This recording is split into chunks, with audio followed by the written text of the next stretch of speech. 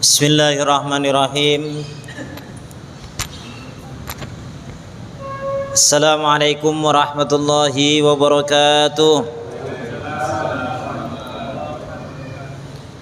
Alhamdulillah. Alhamdulillahilladzi hadana lihadza wa ma kunna linahtadiya laula an hadanallah. Asyhadu an la ilaha illallah wahdahu la syarika lah wa asyhadu anna Muhammadan abduhu wa rasuluh.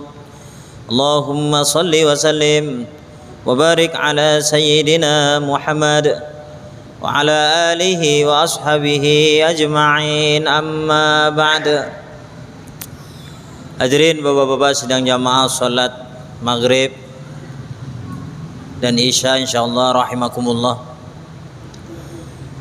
Mari sama-sama kita bersyukur atas segala nikmat karunia-Nya Allah yang selalu tercurah, terlimpah kepada kita.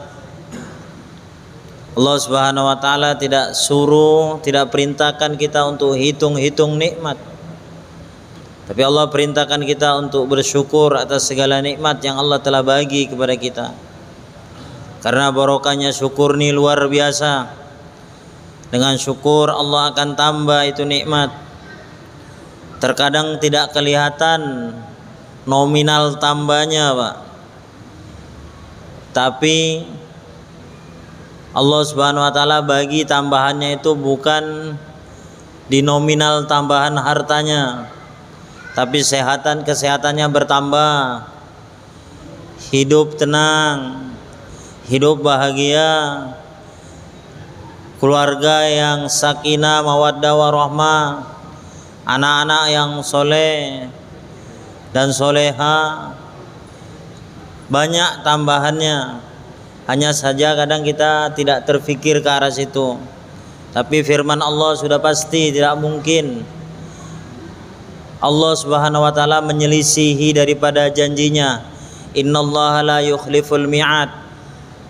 Intinya siapa saja yang syukur, Allah akan tambah nikmat. Dan siapa saja yang kufur, sesungguhnya azabnya Allah itu sangatlah pedih. Tapi enggak dirasa Pak Ustadz, gimana pedih? Kufur nikmat, senang-senang dengan harta, hidup bahagia terus. Tambah sehat terkadang. Family juga, keluarga bahagia-bahagia saja, oke-oke saja. Padahal kufur nikmat, hartanya tidak disyukuri, dalam arti enggak digunakan untuk kebaikan, digunakan untuk maksiat. Inna adzabi lasyadid. Terkadang tidak diberikan di dunia, Pak. Ya. Terkadang tidak diberikan di dunia, bahkan kebanyakan diberikan, disimpan oleh Allah, akan diberikan nanti setelah dikubur, diberikan setelah di mahsyar, diberikan di akhirat. Lebih ngeri lagi ketika Allah Subhanahu wa taala tidak tebus dosa-dosa kufur di dunia ini, tapi dibalasnya nanti di akhirat. Maka hadirin, janganlah kita kufur nikmat. Mari kita terus bersyukur atas nikmat-nikmat Allah Subhanahu wa taala.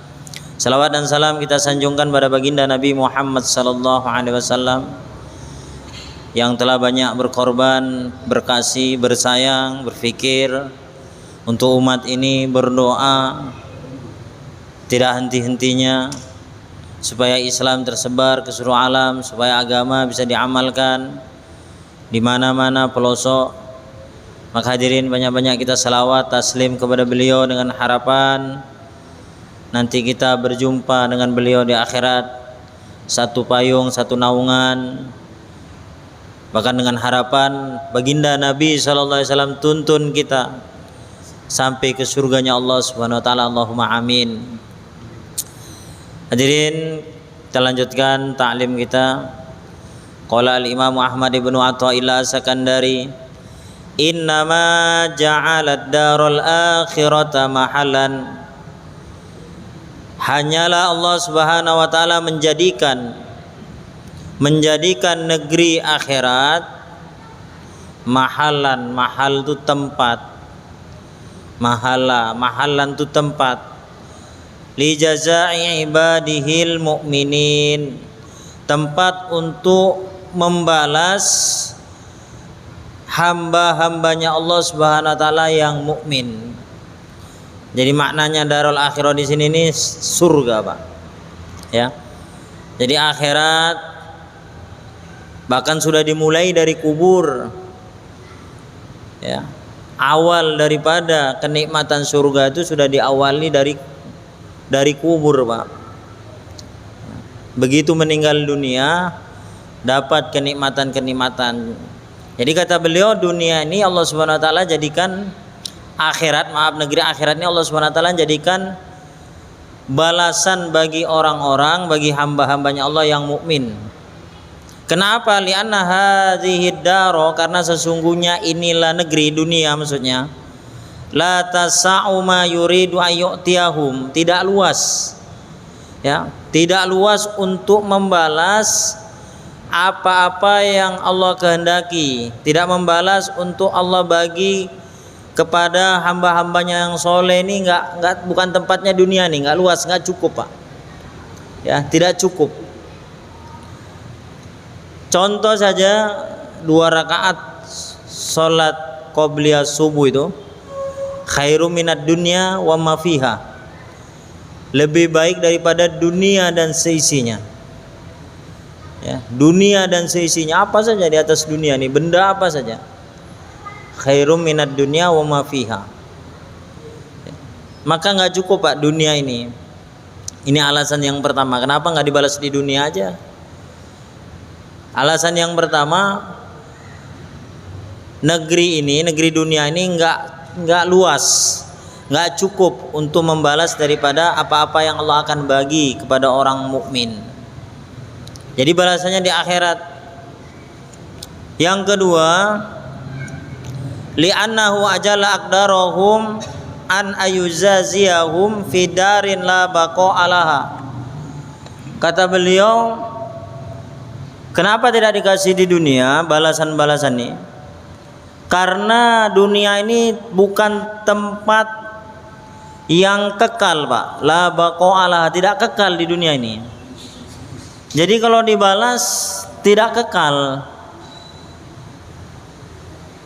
Dan apalah maknanya di sini, alasannya juga perkara yang fana, tidak kekal ini, ya, li'anna kullama yafna ay yufna, apa saja perkara yang sirna, tidak kekal, wa intolat muddatuhu, walaupun panjang masanya tapi nggak kekal, Pak. Kala syai'a, seperti tidak ada manfaatnya, nggak kekal. Banyak harta, ujung-ujungnya juga meninggal dunia. Ya. Sehat, ujung-ujungnya sakit, meninggal dunia. Makan enak tiap hari, makan enak, pagi makan enak, siang makan enak, malam makan enak, sedap makan tiap hari, tapi ujung-ujungnya nggak kekal juga.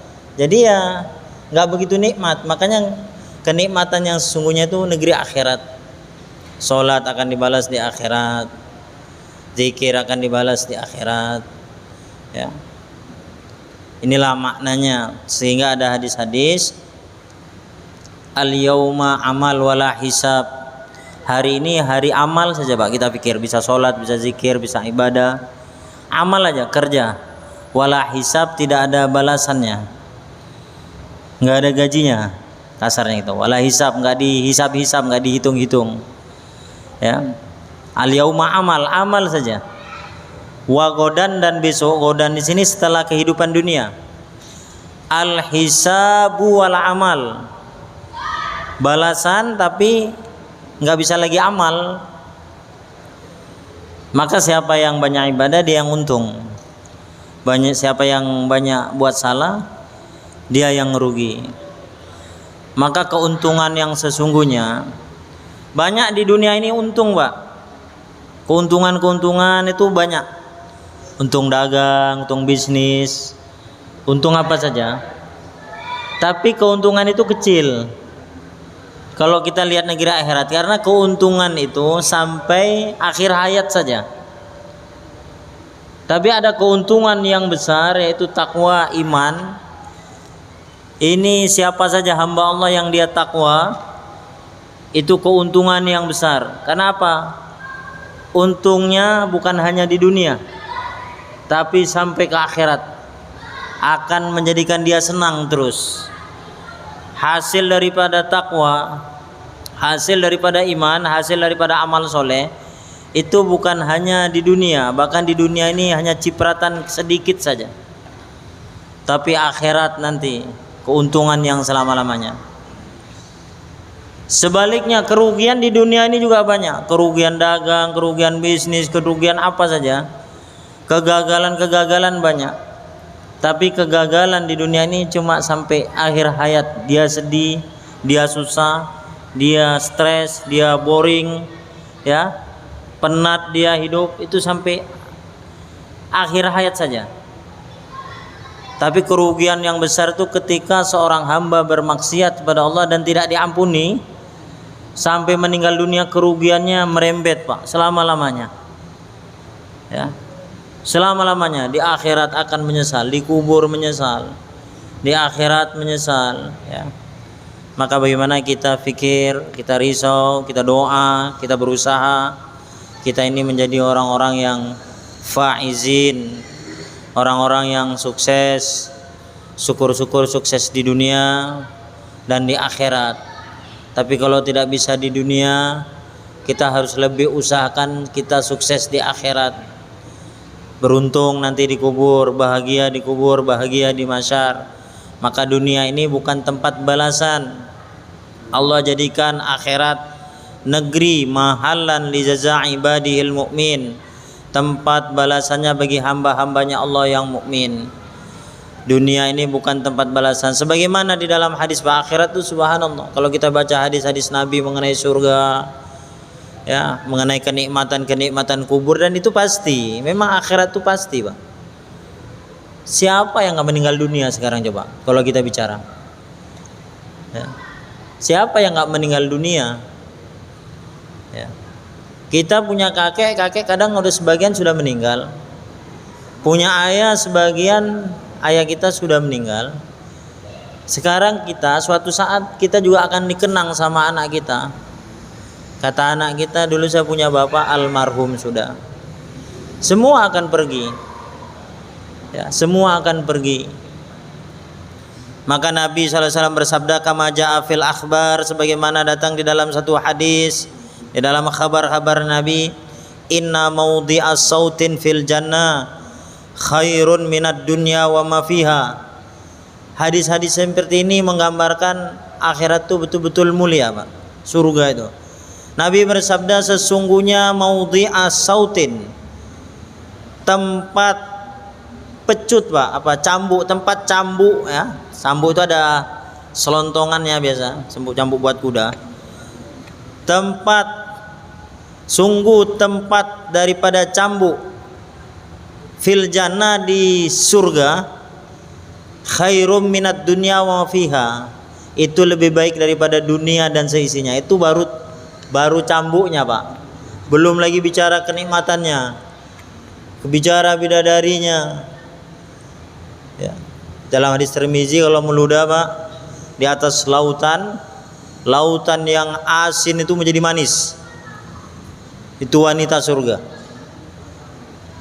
Wanita dunia mana ada, Pak, yang manis dia ludahin jadi asam, ya.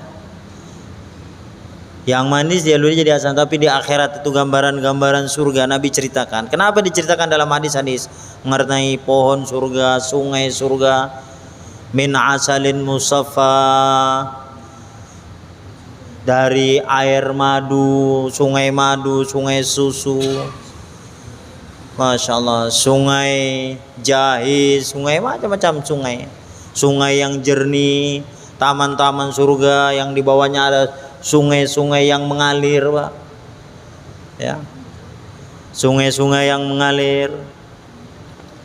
Tadi dibaca surat di sholat maghrib rakaat pertama tadi, diantaranya innalladzina amanu wa amilus sholihat ulaika khairul bariyah, Sesungguhnya orang-orang yang beriman dan amal soleh, itulah mereka sebaik-baik manusia.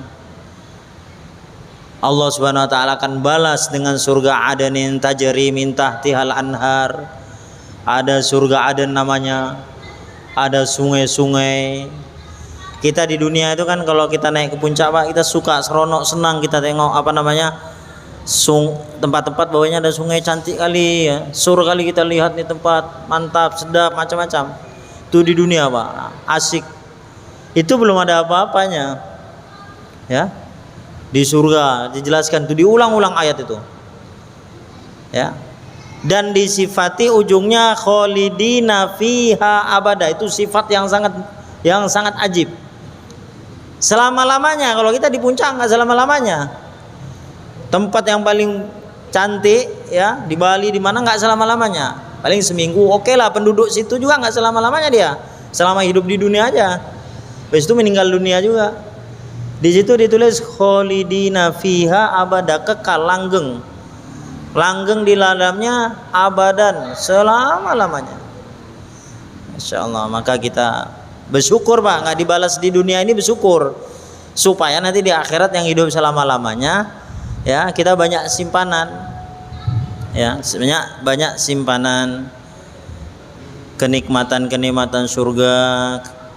Makanya kata Nabi, kalau kamu minta surga fas'alil firdausal a'la, mintalah kamu surga Firdaus, karena di dalam Firdaus itu surganya para nabi, para anbiya, kenikmatannya sempurna. Di dalam satu riwayat, surga Firdaus itu setiap hari Allah poles, Allah hiasin. Setiap hari dihiasin, ditambah apa yang kurang lah itu ditambah. Ya. Untuk siapa ini? Untuk para nabi, para anbiya, orang-orang soleh, orang-orang yang punya fikir risau kerja sebagaimana kerjanya para nabi, para anbiya. Maka kata beliau, ini dunia ya bukan tempat balasan, tapi akhiratlah tempat balasan bagi orang-orang mukmin, karena dunia ini tidak cukup untuk jadi tempat balasan. Idza ra'aita sama ra'aita na'iman wa mulkan kabiro. Nanti setiap orang mukmin dijadikan raja Pak. Tuh lihat ayat itu tafsirnya ya. Nanti setiap orang mukmin akan diberikan mulkan kabiro, raja Pak. Kalau di dunia ini satu negara satu rajanya, ya nggak boleh dua raja. Itu pun nggak lama Pak, dua periode game sudah, ya selesai. Ada yang satu periode sudah lengser. Tapi ini mulkan kabiro tuh. Surat hal ata 'alal insani hinu minad dari, itu banyak nikmat-nikmat surga nanti dijelaskan. Nah, kalau kita baca Quran sambil lihat terjemahnya Pak, nggak apa-apa. Jangan ditafsirin sendiri karena kita bukan ahli tafsir, baca aja. Ada ayat-ayat yang gampang kita pahami. Ya. Kita gampangi cerita-cerita surga. Ya, kenapa Allah ceritakan itu? Supaya kita bergairah, menjadi targhib buat kita, semangat untuk mendapatkannya. Kita beramal tetap karena Allah, ya, tetap karena Allah, tetap mencari ridho Allah. Tapi mencari, berharap kebaikan akhirat itu juga sunnah Nabi. Sahabat juga banyak yang doa, ya Allah, aku minta surga, aku minta kenikmatan, aku minta ridhomu, ya. Tetap lillahi ta'ala. Tapi kita cerita tentang akhirat itu apa? Supaya kita tambah kepingin, tambah sungguh-sungguh amal agama. Di dalam satu hadis Nabi SAW, ini hadis qudsi ya. Hadis qudsi, wa qaulun Nabi SAW fima yarwihi an rabbih azza wa jalla. Ucapannya atau hadisnya Nabi SAW tentang apa yang telah diriwayatkan dari Rabb-nya. Maksudnya hadis qudsi. Hadis qudsi ini firman Allah Pak. Cuma tidak ditulis dalam Al-Quran gitu saja. Hadis qudsi namanya hadis suci. Qudsi itu kudus, nama Allah ya. Apa firman-Nya Allah, apa hadis qudsi ini ya? A'dadtu li'ibadi sholihin, aku telah menyiapkan untuk hamba-hambaku yang soleh. Aku telah siapkan untuk hamba-hambaku yang soleh mala ainun ra'at. Maksudnya surga, Pak. Kenikmatan surga itu la ainun ra'at, mata nggak pernah ngelihat. Jadi sekarang yang kita bayang-bayangkan tentang surga itu cuma bayang-bayang aja.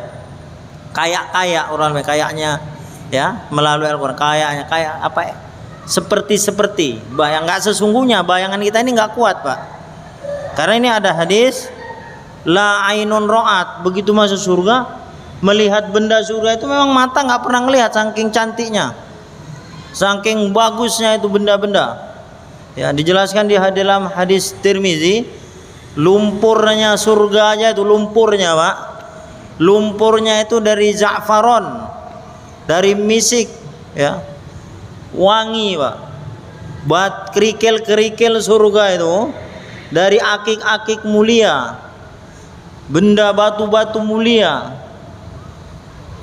Masalah begitu gembiranya, Pak, ketika seorang hamba kesuksesan yang sesungguhnya itulah, ya, kesuksesan yang sesungguhnya. Faman zuhziha anin nar wa udkhilal jannah faqad faz. Itu Allah berfirman kan, faman zuhziha, siapa yang diselamatkan dari neraka.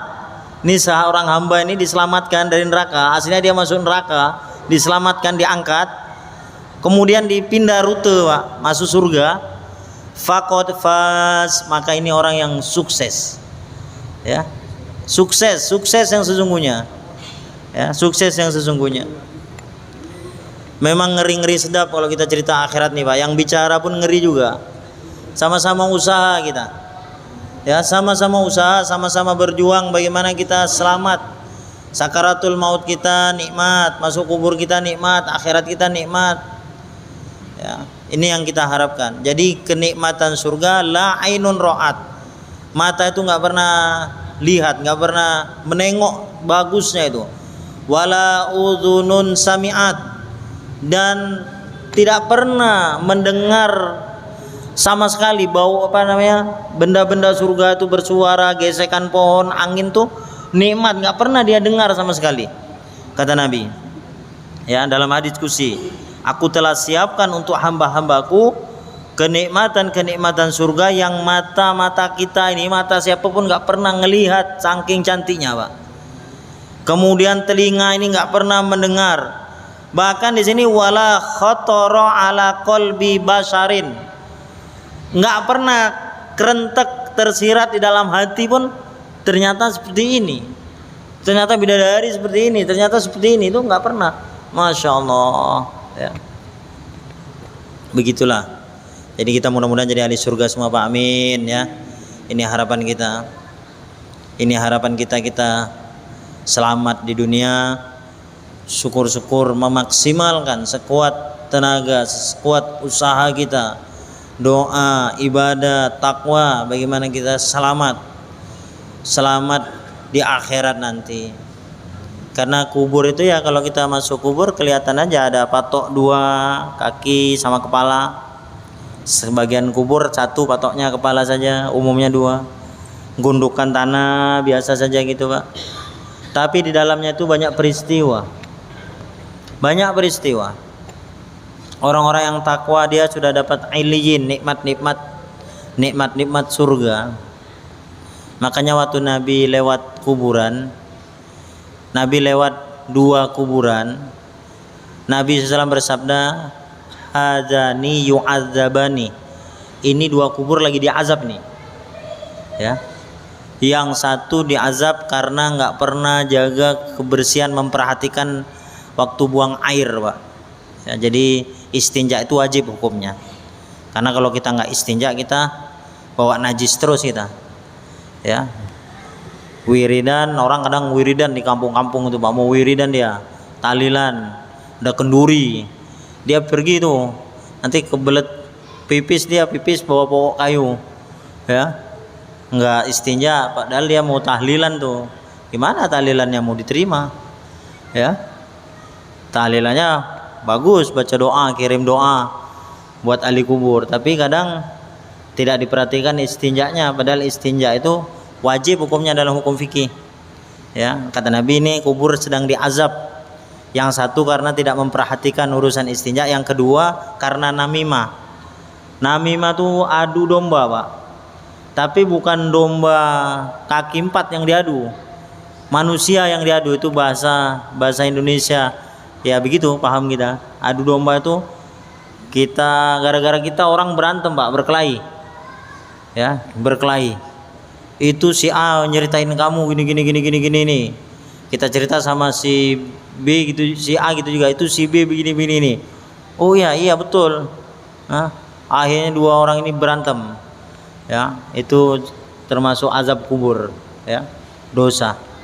Jadi dari hadis itu para alim ulama mengatakan berarti kubur itu ada azabnya. Karena kata Nabi ini kubur sedang diazab. Dan perkataan Nabi nggak mungkin kosong, nganggur, tak ada arti, nggak mungkin, Pak. Ya, ini kubur sedang diazab. Yang satu diazab begini-begini, yang kedua diazab begini. Berarti azab kubur itu ada. Dari hadis ini ada azab kubur. Ya. Makanya Sayyidina Utsman kalau lewat kuburan janggutnya itu basah, Pak. Itu Sayyidina Utsman basah, menangis. Janggutnya udah jelas lebat, Pak, orang Arab ya. Jelas lebat, janggutnya basah. Orang-orang tanya, "Kenapa kamu ini kalau duduk di majelis Nabi jarang nangis sampai seperti ini, tapi kamu lewat kuburan nangis?" Kata Sayyidina Utsman, ini kubur gerbang pertama, persinggahan pertama menuju akhirat. Kalau dikubur selamat si mayit, dia akan selamat selanjutnya. Kalau dikubur ini sudah masalah, maka selanjutnya akan masalah, karena dia gerbang pertama, Pak, untuk menuju akhirat. Ya, gate pertama dia, Pak. Untuk masuk yang lainnya itu barzah, itu pertama. Maka perlu kita hartikan, Pak, ya, perlu kita perhatikan ibadah kita. Inilah maksudnya kita ngaji Al-Hikam.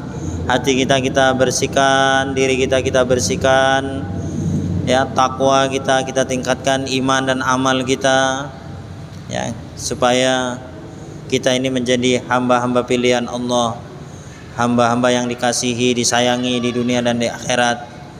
Kasih dan sayang tidak cukup dilihat dengan banyak harta, dengan tingginya pangkat dan kedudukan, dengan banyaknya keluarga, dengan banyaknya dzurriyyah, tapi dekatnya kekasih dan sayangnya Allah ini kita lihat ibadah kita. Wa may yuridillahu bi khairan yufaqihu fiddin. Apabila Allah menghendaki kebaikan kepada seorang hamba, yufaqihu fiddin, maka Allah akan pahamkan hamba itu dengan agama. Ya, jadi kepahaman agama baik melalui ta'lim, melalui muzakarah, melalui belajar paham agama, ini bukti kasih sayangnya Allah Subhanahu wa taala kepada kita. Karena itu hadis, wa may yuridillahu bihi khairan, siapa yang Allah kehendaki kebaikan pada seorang hamba, yufaqihu fiddin, Allah akan pahamkan hamba itu dengan agama.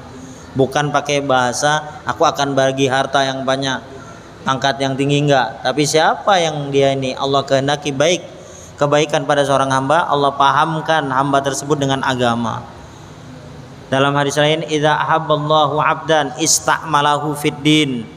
Kalau Allah Subhanahu wa taala senang, suka, kasih, senang kepada seorang hamba, maka hamba ini digunakan untuk agama, Pak. Jasad dia ini digunakan untuk agama. Sujud, zikir, ibadah, ke masjid. Ya, maka kita banyak tasyakuran, ya. Dengan pilihannya Allah Subhanahu wa taala, digerakkan kaki kita ke masjid, duduk di dalam ta'lim. Ya, perlu banyak-banyak syukuran kita, Pak.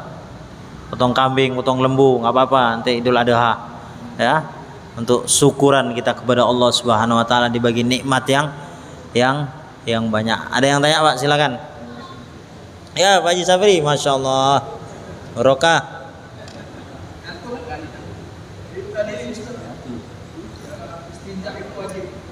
Ya, al-istinja'u wajibun, itu dalam kitab Fathul Qorib gitu. Apa? Ya. Ya. Istinja kata Ustaz wajib. Kalau kita nggak buang air kecil mau wudhu, apa kita istinja juga?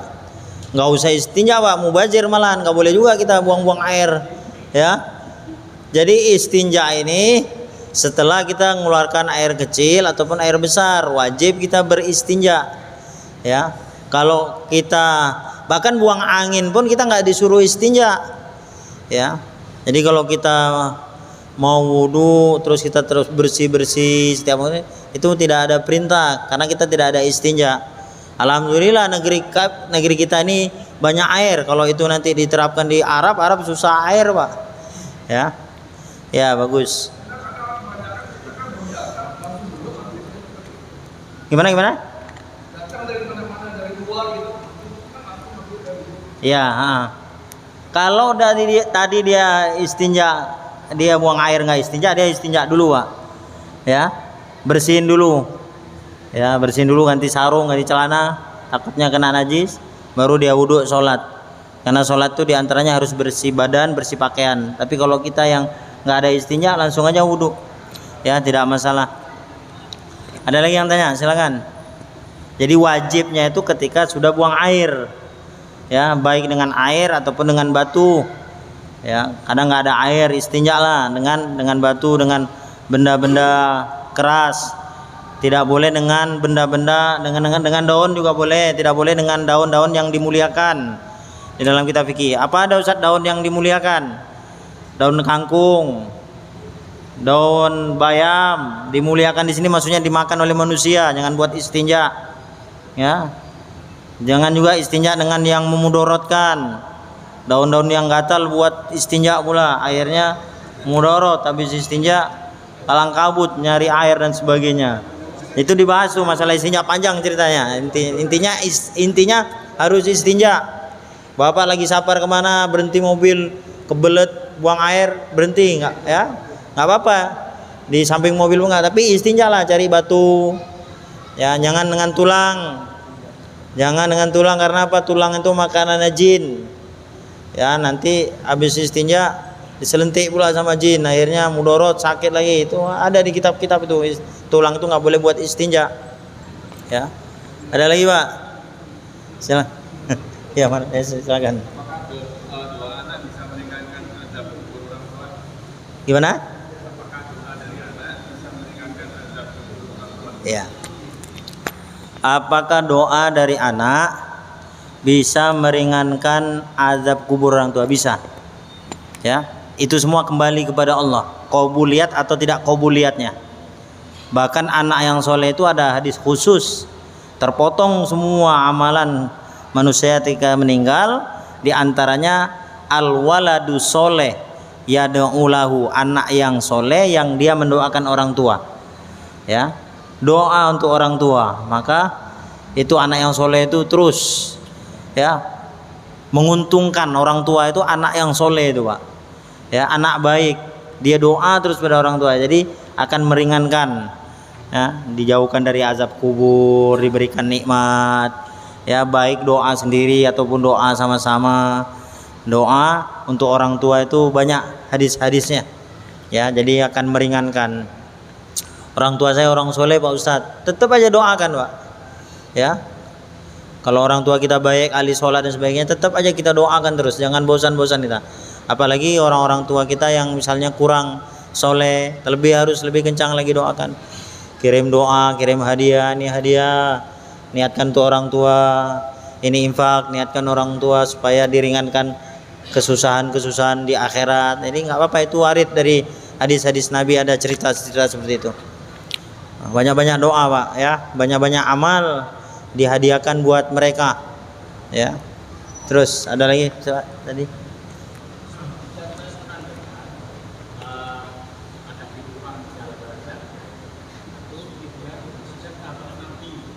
Ada kehidupan di alam barzah.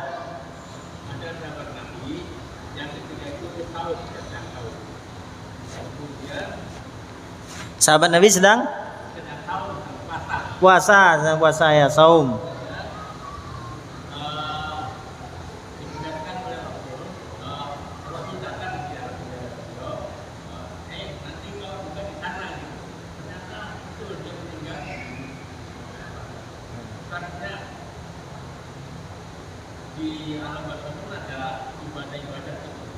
Ya.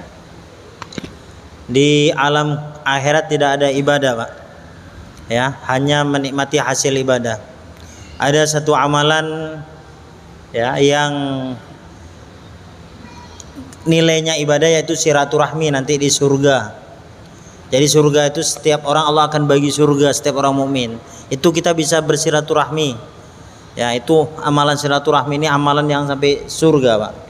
Ya, hadis itu memang ada. Sayyidina Utsman juga begitu kan, Pak, waktu meninggal. Sayyidina Utsman itu sedang puasa. Imam Suyuti menulis di dalam kitabnya, maka Rasulullah SAW datang ke Sayyidina Utsman. Ya, datang ke Sayyidina Utsman. Di situ banyak ikhtilaf. Ada yang mengatakan yakzo itu langsung tengok Nabi. Ya, langsung. Ada yang mengatakan mimpi. Tapi yang kuat menurut Imam Suyuti yakzo. Maka Rasulullah berkata kepada Sayyidina Utsman, wahai Utsman, kamu sebentar lagi berbuka puasa di surga. Ya, maka benar Sayyidina Utsman dia waktu itu meninggal dunia, Pak. Ya, meninggal dunia di bulan puasa, itu benar. Ya, ya. Makanya nanti kalau kita belajar hadis ini secara lafaz saja apa secara maknawi? Secara lafaz ya ada kenikmatan, nanti nikmat-nikmat surga, makanan surga datang, ya kan? Buka puasa di akhirat. Secara maknawi ya, secara maknawi bahwa negeri akhirat itu sudah dekat buat kamu gitu. Buat kamu wahai Utsman, negeri akhirat sudah dekat, kamu akan meninggal dunia. Ya, kamu akan pergi dari dunia ini menuju akhirat yang selama-lamanya. Tapi dilihat dari hadis-hadis lagi, kenikmatan-kenikmatan di dalam kubur itu ada. Tapi kan bukan ibadah, Pak, ya. Kenikmatan-kenikmatan itu ada. Ibadah, ya. Buka puasa itu ibadah, betul, Pak. Ya. Tapi maksudnya makna hadis itu, ya kan, di sana tidak ada, Pak, ibadah yang khas seperti di dunia ini, Pak. Tinggal nikmatin hasilnya ibadah saja, ya. Karena memang ada di dalam kitab-kitab juga, ada ulama-ulama itu yang dia saking dapatnya nikmat sholat, dia doa khusus, ya Allah, ya, nanti ketika aku meninggal berilah aku izin untuk bisa sholat terus di kubur, ya, terus bisa sholat di kubur. Maka ada sebagian ulama itu yang diijabahi oleh Allah Subhanahu Wa Taala. Kenapa tahu diijabahi? Ada mimpi-mimpi dengan ulama yang lain mimpikan dia kalau dia sholat di kubur, Pak. Tapi ini nggak bisa jadi dalil, ya. Karena ini cerita-cerita orang soleh, pengalaman-pengalaman orang soleh ini, ya nggak bisa dijalin secara khusus, ya nggak bisa dijadikan hukum gitu. Tapi kita boleh percaya, oh bisa gitu, kita minta ya Allah nanti saking nikmatnya baca Quran, kalau saya meninggal saya bisa ngaji terus Al-Quran, itu nggak apa-apa, mudah-mudahan dibagi sama Allah. Tapi ini nggak ada dalil secara khusus, karena negeri akhirat ini tinggal negeri balasan saja, tinggal di nikmat-nikmat di akhirat itu tinggal nikmat-nikmat lagi, nggak sholat lagi di surga, nggak ibadah lagi, ya. Tapi kan ini akhirat, masalahnya kita belum sampai akhirat, Pak, ya, belum sampai akhirat. Maka bicara akhirat ini tidak ada detail daripada Rasulullah SAW. Hadis-hadis ini tidak ada detail nikmat di kubur nih gimana, ya, apa yang dimakan, apa yang dinikmatin, ya. Tapi ada cerita-cerita nikmat surga datang ke situ, tapi bentuknya nanti nggak tahu kita, nggak ada detail, ya, tidak bisa digambarkan secara pasti gitu. Jadi kita jawabnya juga agak susah kalau pertanyaan-pertanyaan bagaimana nanti di mahsyar, ya, di mahsyar itu ada telaga Kausar, gimana telaganya itu kita nggak bisa bayangkan, tapi itu ada nanti, ya, itu ada. Naungan itu ada, naungan Rasulullah dinaungin, dipayungin dengan awan, dengan naungan itu ada, tapi kita nggak bisa awannya bentuknya gimana, ya, jadi nggak bisa, nggak detail. Insyaallah, Pak, ya. Kubur itu orang mukmin diluaskan sejauh mata pemandangan, itu ada juga, Pak, tapi kita nggak bisa gimana nanti, ya, jadi nggak bisa dengan detail. Tapi ada, itu semua kita harus yakin apa yang disampaikan oleh Rasulullah SAW di dalam hadis-hadisnya. Insyaallah, Pak, ya, sudah cukup habis waktunya. Jadi siapapun yang taat, siapapun yang soleh, kita mudah-mudahan menjadi hamba Allah yang soleh, yang taat. Tapi kita jangan banyak berharap Allah mau bagi semua, balas semua di dunia ini, enggak, ya. Memang Allah simpan di akhirat, untuk akhirat kita. Maka kalau banyak sholat, banyak ibadah tapi harta kok nggak nambah-nambah, ya jangan kecewa Pak, karena memang tidak ada janji-janji khusus kamu sholat kamu kaya. Itu sholat terus tapi miskin terus Pak Ustadz, ya memang nggak ada janji khusus mau dikasih harta, disimpan sama Allah, ya disimpan. Tapi ketenangan itu ada dengan ibadah, insya Allah ya. Sehingga kita ibadah lillahi ta'ala saja, harapan kita nanti balasannya di akhirat, ya, di akhirat, karena dunia ini bukan tempat balasan. Hanya ini saja yang dapat kami sampaikan, lebih kurangnya mohon maaf. Wabillahi taufiq wal hidayah. Wassalamualaikum warahmatullahi wabarakatuh.